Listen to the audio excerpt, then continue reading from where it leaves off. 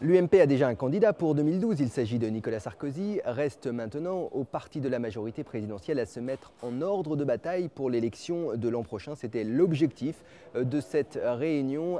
Pas d'élection sans adversaire politique. Et François Fillon, qui était présent ici, Salgavo, a qualifié tout à l'heure à la tribune les socialistes de troubadours, des lendemains qui chantent, estimant, le Premier ministre, que face à un Nicolas Sarkozy qui a dû affronter de très nombreuses crises depuis qu'il est à l'Élysée, eh bien, les socialistes n'auraient pas été à la hauteur, notamment l'un d'entre eux, François Hollande. Écoutez le Premier ministre.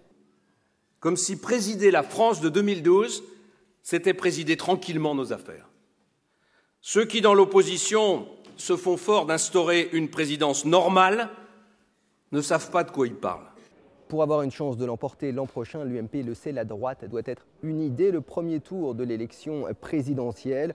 On vise bien sûr le cavalier seul de Jean-Louis Borloo avec les centristes. Alors l'UMP n'hésite pas à mettre en avant la menace d'une disqualification dès le premier tour de Nicolas Sarkozy.